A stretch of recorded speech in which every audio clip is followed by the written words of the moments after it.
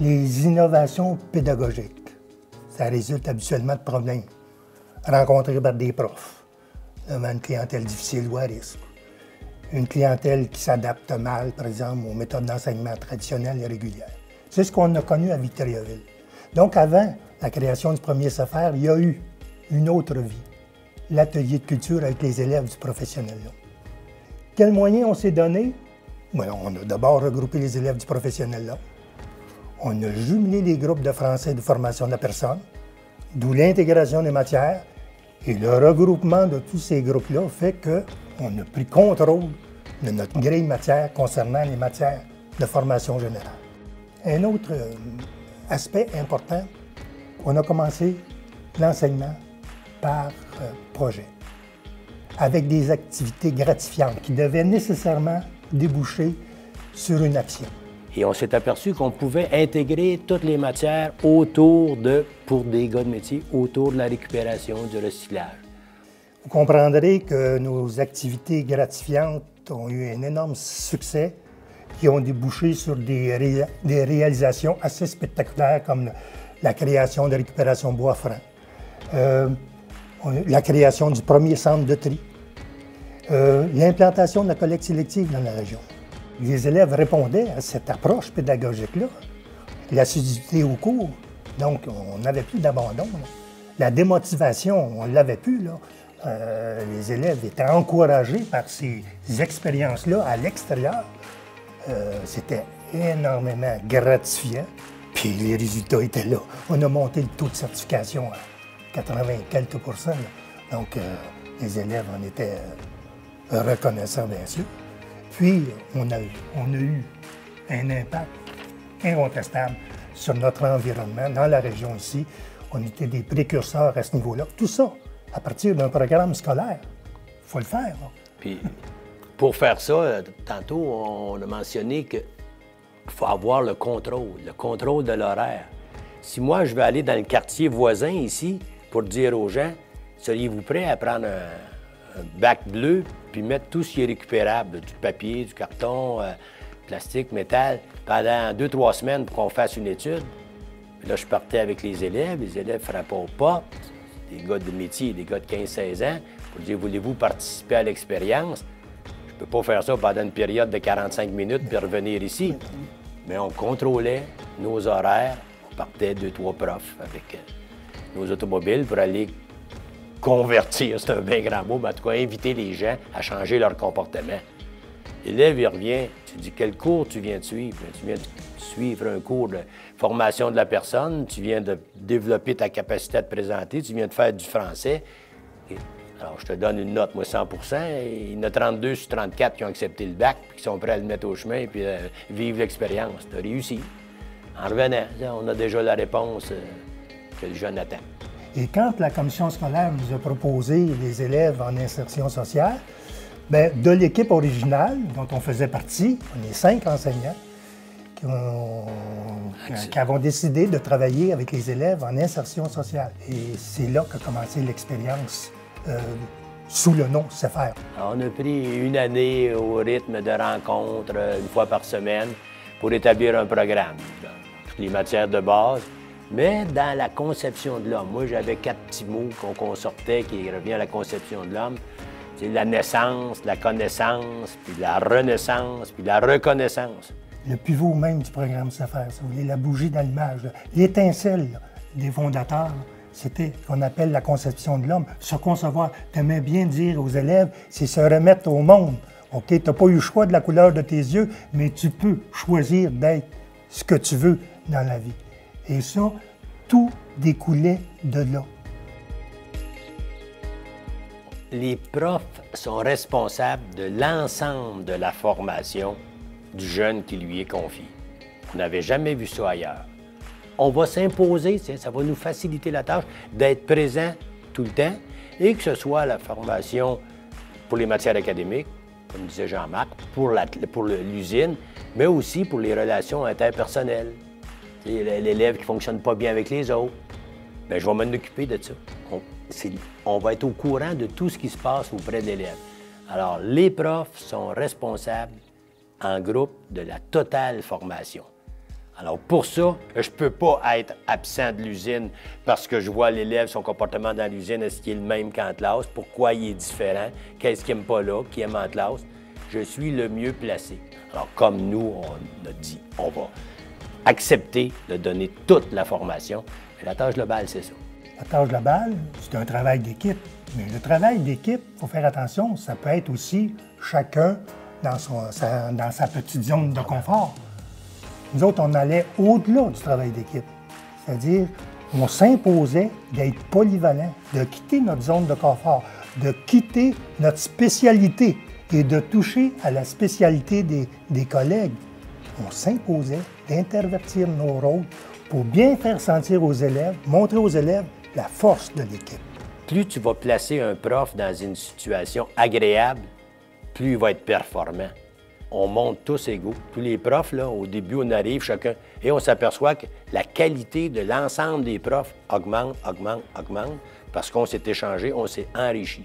Seul dans une classe, je n'ai pas cet accès-là. Je reste celui que je suis au début de l'année et moi, à la fin de chaque année, j'étais plus que ce que j'étais au début. L'efficacité, la tâche globale, à 2 ou 3 profs, c'est assuré, c'est assuré. Puis, on évite aussi l'isolement, le plaisir d'enseigner avec des jeunes en difficulté. On l'a vécu et je vous jure, ça marche. Par contre, ça peut être aussi très exigeant. Okay? Ça demande beaucoup de discipline aussi.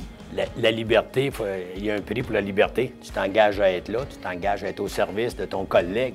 La tâche globale suppose que tu passes ton temps à l'école avec les profs. Ça peut arriver que je m'absente, j'ai des raisons pour m'absenter, ça peut arriver. Mais en principe, c'est un deal qu'on fait. L'équipe des enseignants, je m'engage à rester à l'école toute la journée. J'arrive à 8 h le matin, je pars à 4.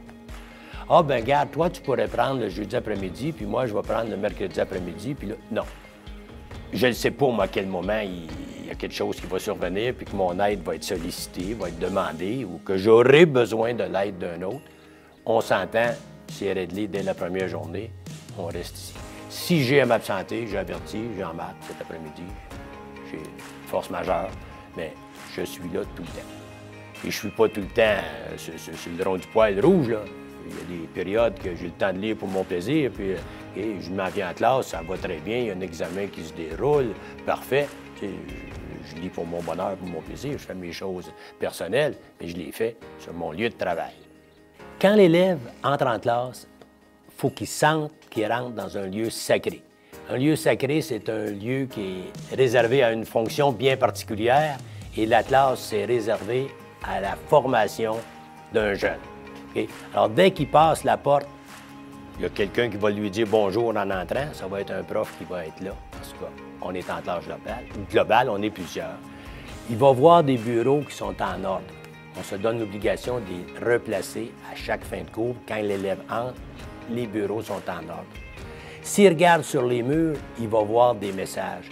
Il va voir que les objectifs, les triples objectifs qu'on poursuit dans les CFR sont écrits. Les exigences les valeurs, elles vont être inscrites sur les murs. La caravane qui va être pour lui un outil de promotion, elle va être là en classe. Okay? Il va y avoir des cartes géographiques. Ça ne sera pas juste dans le local de géographie. On a des cartes géographiques. C'est indispensable dans une classe de formation pour des jeunes comme ça. Alors, la classe parle.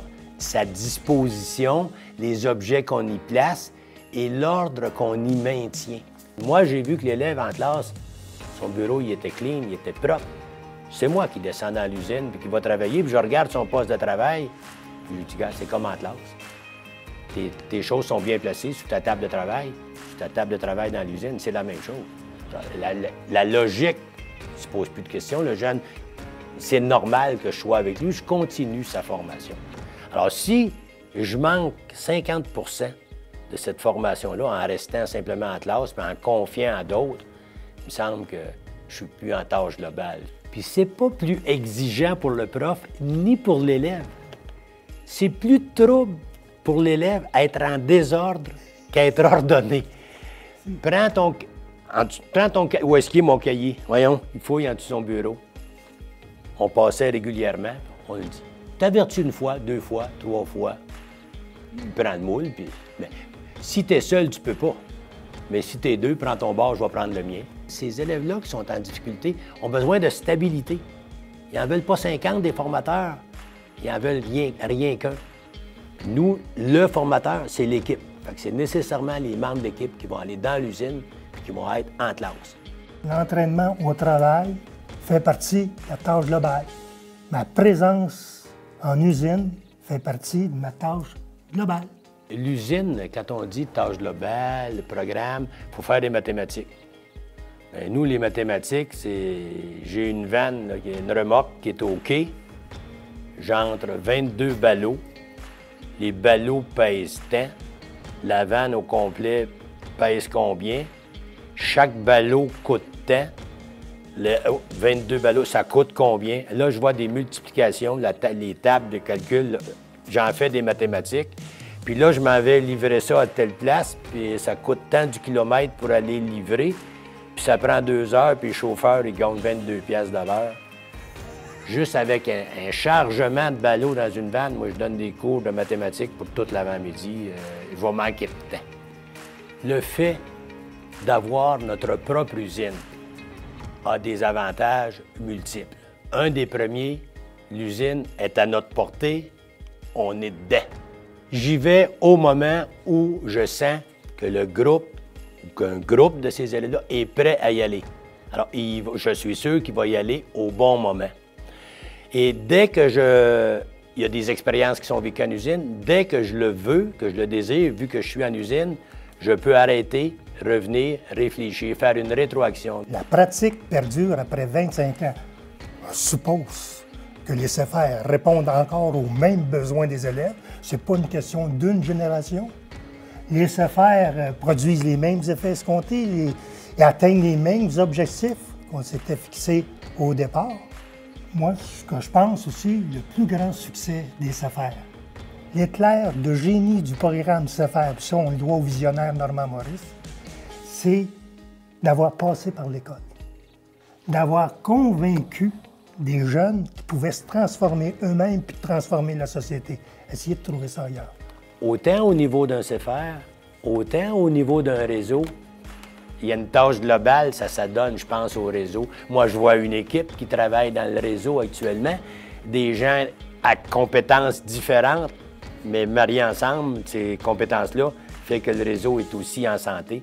Ceux qui travaillent directement dans le réseau, la Fondation CFR qui vient appuyer le réseau et tous les CFR qui gèrent démocratiquement le réseau. Tu sais, la tâche globale, ça se passe dans une classe, mais je pense qu'on a pris le même principe pour diriger l'ensemble des CFR qu'on connaît aujourd'hui.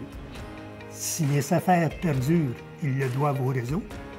Si le réseau perdure, ils le doivent aux CFR. Pourquoi? À cause de la forte représentation que les CFR envoient au CA du réseau. Et évidemment aussi, grâce au dynamisme qu'on retrouve au réseau, je me souviens très bien des raisons profondes du réseau. La création du réseau, c'était justement le partage entre CFR, l'expertise au niveau pédagogique, au niveau des entreprises. Okay? Après ça, le réseau a joué son rôle de leader, de rassembleur, qui fait qu'aujourd'hui, il y a encore sa pertinence, même plus en plus sa pertinence. C'est ce que j'appelle un incontournable. Aussi, c'est un gardien.